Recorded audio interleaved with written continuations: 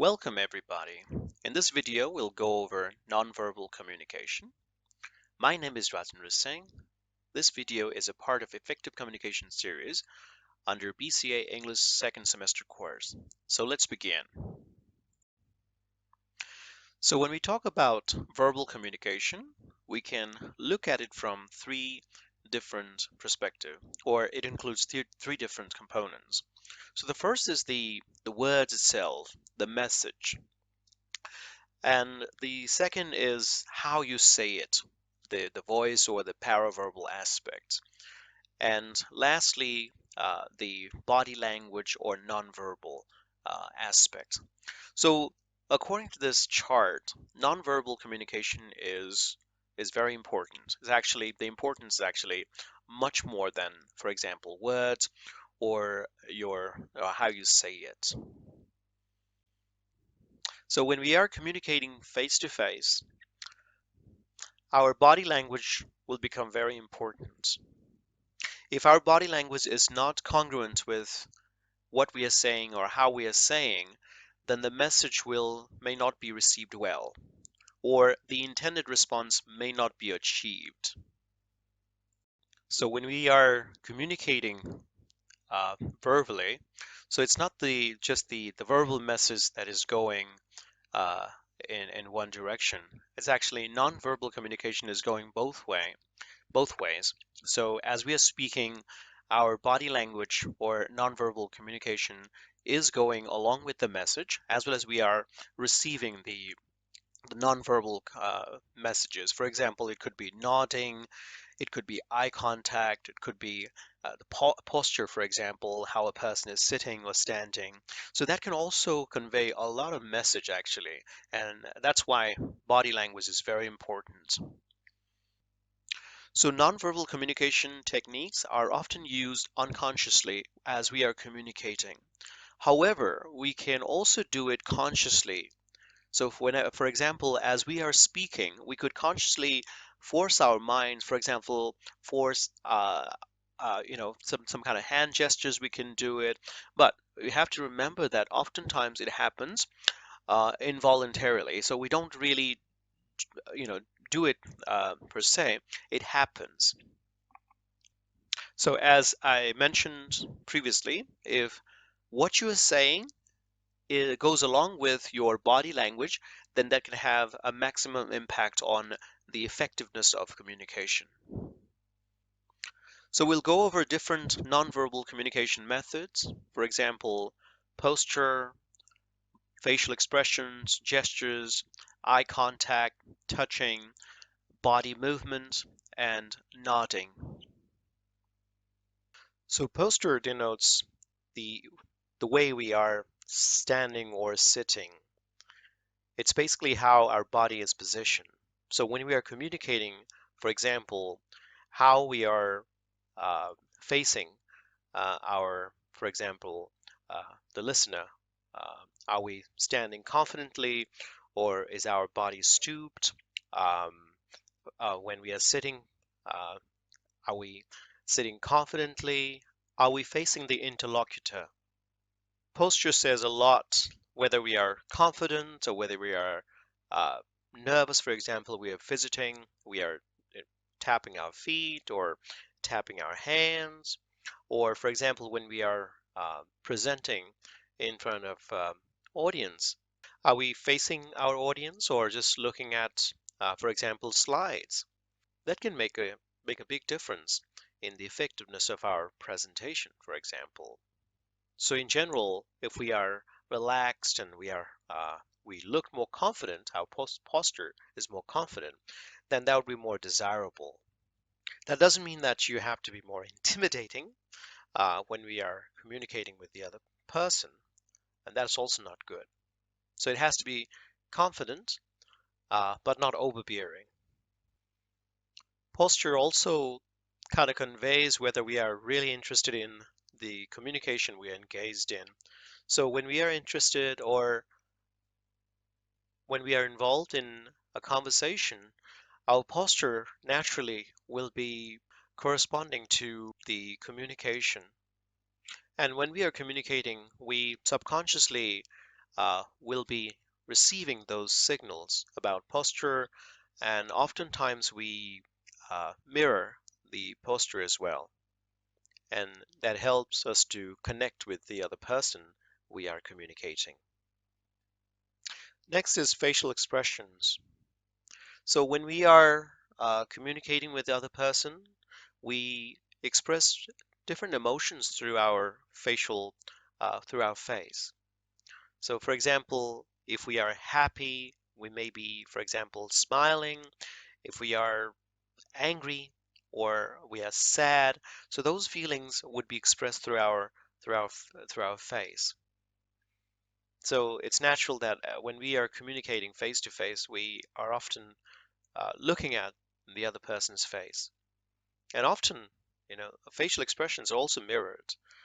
So when we are communicating, we oftentimes match the facial expression of the other person. So if you want your communication to be more effective, then you would want to have like a positive facial expressions.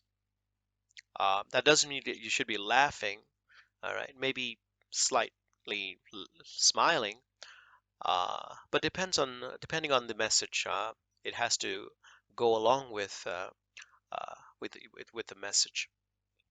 Last year, when I was attending a conference at one of the schools in Kathmandu, I saw this uh, painting on the wall, and I thought that was interesting. So in this picture, we can see different facial expressions. We also convey so much through our hand gestures. So for example, are our hands inside our pocket? Are our hands behind our body? Or do we move our hands as we speak? Uh, so oftentimes we do that unconsciously, and it kind of adds value, or it kind of adds some emphasis to what we are saying. So oftentimes we use hand gestures to emphasize what we are saying, the message itself, as well as the paraverbal aspect. When we are agreeing with the other person we are communicating with, we nod, or when we are disagreeing, we would shake our head. So nodding also has an important part in our nonverbal communication. So it also shows whether we are or the other person is interested in the conversation itself. So when we are interested on what's happening, oftentimes we convey the message through nodding.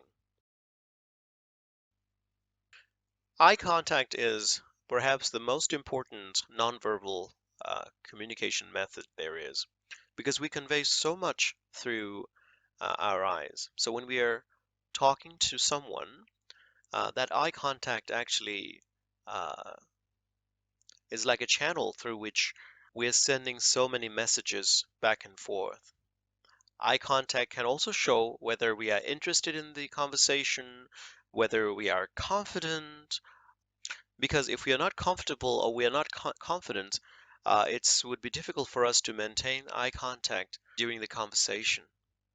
Also, when we are talking to more than one person, for example, we could be in a group meeting or we could be presenting to a larger audience.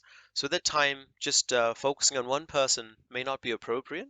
So we would want to give our eye contact to the audience, focusing maybe one person at a time, so that everyone feels involved and welcomed in what we have to say. However, be cautious that eye contact is important, but gawking at the other person might make them uncomfortable, and it might have a negative impact on the communication, because we don't want to be stared at, so that can have a negative effect on what we are saying. The other person might just want to avoid the whole conversation. When we are communicating, oftentimes we may not be simply standing erect or uh, sitting at one position, for example. We could be moving, for example, while giving a presentation, we could be moving, uh, from left side of the room to right side. Um, so that can also convey, or that can also add to the effectiveness of our communication. For example, when we are giving a presentation to in a hall, for example, just sitting or standing at one side may mean that the people sitting on the other side would feel like not involved, or you're not really engaged with a portion of the audience. So maybe if you walk from one side to the other side as you're speaking, that can also help in the effectiveness of the communication. And the way you move and carry yourself, it says a lot about how you are saying what you are saying.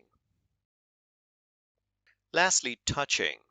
So touching may not be appropriate at times, so we have to use our caution when it comes to touching. And it also depends on culture as well. Certain culture, it may be appropriate, or it may be actually expected. So for example, you're patting on someone's back. If someone does good, so as a form of congratulating that person, you may tap on somebody's back. However, if you are, for example, tapping the back of, for example, a different gender, for example, a lady, that may not be acceptable. So we have to be very cautious about this. So touching might imply intimacy, and especially when you're familiar with the other person, but that shouldn't be taken for granted, because there could be strict rules against that. You could get in trouble for that. So use your prudence in determining what type of touches are appropriate or not. So handshakes, that's appropriate. And also, depending on culture, for example, who would initiate the handshake, whether you would shake the other gender's hand when you meet. So it all depends from one culture to the next. So we have to be careful about that. So a lot of what we say is actually nonverbal. It's similar to this iceberg. So we would hear the message, the words, but much of what we convey is actually what we are seeing on the other person. So those eye contact, the uh, the the nodding, the hand gestures, the postures, they all make a difference in the communication itself. Thank you for watching. If you would like more videos like this, be sure to like and subscribe to this channel. Thank you. See you in the next video.